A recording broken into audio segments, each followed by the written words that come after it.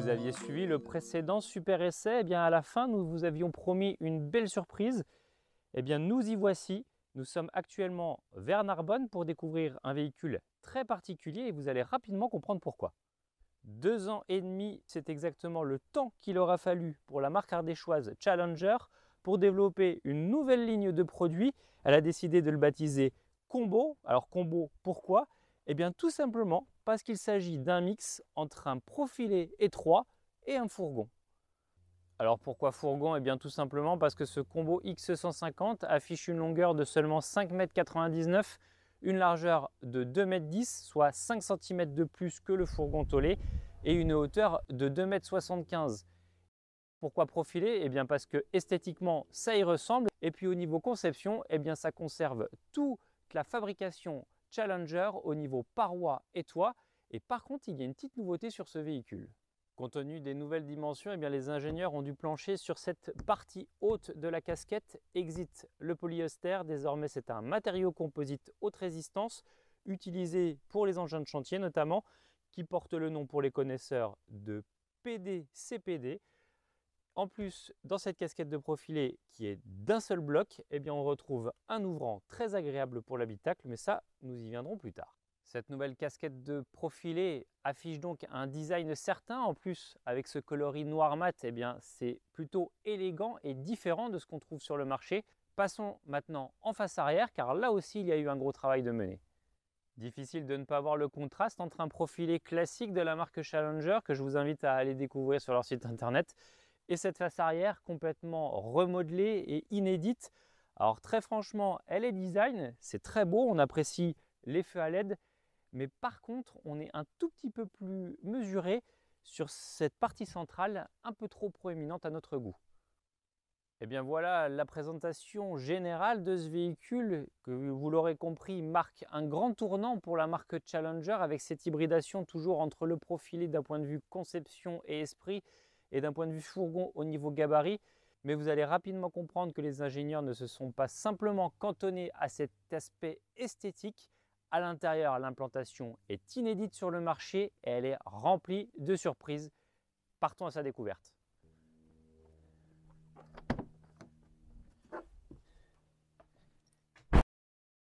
Nous voilà à bord de ce Combo X150 et si donc le gabarit correspond à celui d'un fourgon, eh bien l'intérieur c'est clairement un profilé et c'est d'ailleurs là-dessus que Challenger mise tout sur son véhicule, c'est-à-dire rendre un plan le plus habitable possible. Franchement, c'est une réussite. En partie avant, on trouve un superbe salon avec des banquettes en vis-à-vis et ça c'est une vraie prouesse qu'a effectué Challenger car rappelons-le, la largeur ici est réduite à 1,95 m. Pour autant, eh bien, il y a de l'espace, on circule facilement. 5 convives peuvent aisément prendre place autour de la table. Imaginez que la table fait 1,10 m de longueur, ce qui est une vraie prouesse dans ce véhicule. Et au niveau des dimensions, eh bien, il faut savoir que la banquette côté passager fait presque 1,20 m, alors que celle côté conducteur, et ça c'est une mention spéciale, elle fait presque 1,60 m. Nous vous parlions des déplacements, et bien sachez qu'une fois que la table est rabattue, puisque c'est le cas sur ce véhicule, eh bien on dispose d'un petit couloir de 30 cm. Alors certes, c'est moins que sur un profilé classique de la marque, mais pour autant, c'est vraiment appréciable et ça permet aisément de se mouvoir du poste de conduite jusqu'à l'arrière du véhicule. Enfin, pour parler de sentiment d'espace, eh bien, il faut aussi souligner qu'il y a une belle hauteur sous plafond de 2 mètres dans le véhicule, mais également sur ce poste à 1,81 m, puisqu'au-dessus de nous, eh ben, on a un lit de pavillon. Car oui, ce Combo X150 suit la tendance du marché au niveau des profilés tout du moins, c'est-à-dire qu'il se passe de lit au plancher. Le couchage en pavillon affiche de belles dimensions car rappelons-le une fois encore que c'est un modèle étroit. Alors le lit c'est simple, c'est 1,43 m de largeur pour 1,88 m de longueur avec un abaissement maximal à 69 cm du sol, ce qui est là aussi encore une prouesse. Il est électrique et il inaugure un nouveau dispositif de mécanisme à câble, mais bon ça c'est pour ceux qui connaissent parfaitement la marque. Enfin, soulignons que Challenger a également travaillé le design à bord de ce véhicule, c'est-à-dire que sous le lit de pavillon, eh bien, on retrouve une lampe complètement inédite à LED, plutôt esthétique et qui offre vraiment une belle luminosité. Et puis on retrouve des petites touches qui sont plutôt agréables, comme notamment par exemple cette association de tableaux en liège, de tableaux ardoise et puis d'un petit miroir qui permettent éventuellement aux enfants, voire même aux adultes, de pouvoir personnaliser son véhicule. Pour terminer sur cette partie avant, ce coin est convertible également en couchage double, ce qui permet ainsi de profiter de 4 couchages quasi permanents dans le véhicule. Ils sont alors superposés et profitent d'un tirant d'air suffisant pour les occupants. Sur route, ce véhicule est homologué pour 4 personnes, simplement parce que des places sont dissimulées sous les assises. Elles font face à la route, elles sont homologuées avec ceinture 3 points et surtout, elles disposent de fixation ISOFIX. Au niveau de la cuisine, elle est relativement simple, mais néanmoins fonctionnelle puisqu'on retrouve une belle quantité de rangement. Et c'est surtout qu'on est stupéfait par la profondeur du bloc utilisé puisqu'il fait 70 cm. Rappelons une fois encore que le véhicule ne fait qu'1,95 m de largeur intérieure. On y trouve, c'est simple, un réchaud de feu, une cuve inox circulaire et puis face à ce bloc cuisine, un grand frigo de 134 litres qui est vraiment apprécié et appréciable.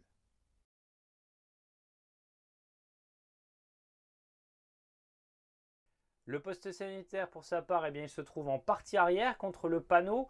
Il occupe toute la largeur du véhicule et dans l'esprit, c'est lui qui ressemble le plus à l'univers du fourgon.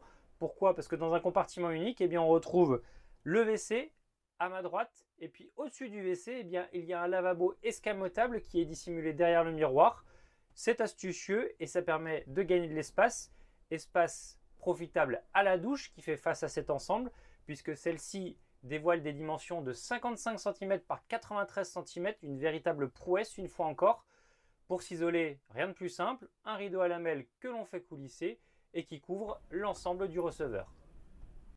Ce qu'il est intéressant de notifier également dans son Kobo X150, c'est sa capacité de rangement puisque Challenger a appris des erreurs du passé et a décidé vraiment de dédier une zone complète au rangement. On retrouve donc une penderie ici et dessous des lingères. En face, une soute accessible aussi bien depuis l'intérieur que de l'extérieur dans lequel il est possible de ranger une table et 2 chaises notamment. Et puis enfin, pour terminer, cette zone est utilisée comme vestiaire d'après le constructeur. Alors c'est un peu restreint, on vous l'imaginez bien au niveau des dimensions, mais néanmoins c'est quand même une innovation puisque par exemple cette porte qui isole donc la penderie permet donc de créer un espace ici ou alors de continuer pour sortir plus facilement.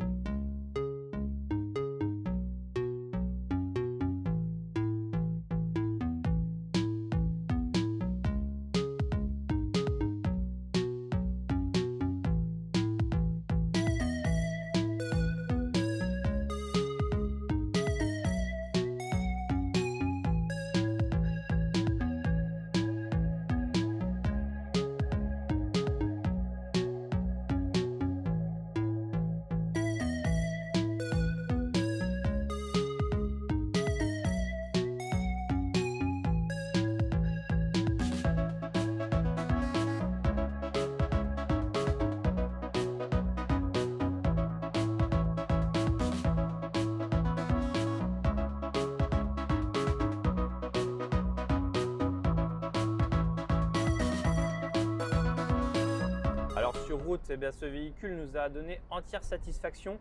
C'est vrai qu'on est vraiment proche du fourgon avec ce gabarit très court. Et puis en plus, ces petits rétroviseurs nous le rappellent bien. Alors rassurez-vous, pour ceux qui ont peur au niveau des arrières, cette Open Edition est équipée d'une caméra de recul de série couplée au combiné multimédia. Donc ça permet vraiment d'avoir une belle couverture sur l'arrière lors des manœuvres.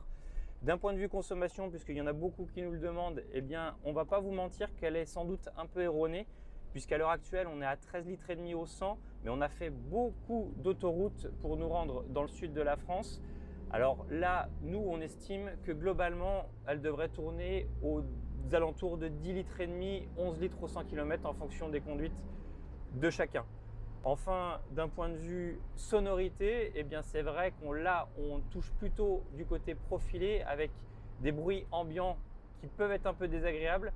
Rappelons une fois encore qu'il s'agit d'un prototype, qu'il y a des petits réglages définitifs à apporter sur le véhicule pour notamment bloquer un peu le lit de pavillon ou encore des bruits aérodynamiques au niveau du lanterneau au-dessus de nous.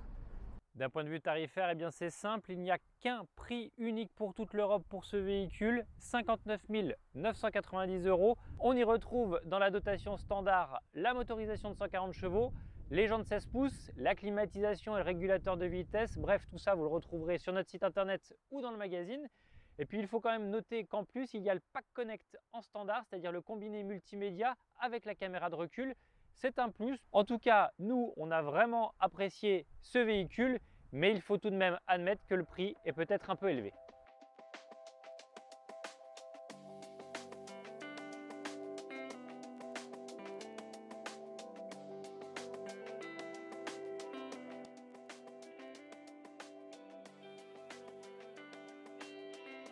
Et bien voilà, c'est depuis les grandes étendues sablonneuses de Narbonne-Plage que notre périple touche à sa fin. Direction Tournon-sur-Rhône pour rendre le véhicule et nous espérons que vous avez pris du plaisir à regarder cette vidéo autant que nous avons eu plaisir à la réaliser. Franchement, ce véhicule, c'était le pied et ça fait du bien de s'évader un petit peu.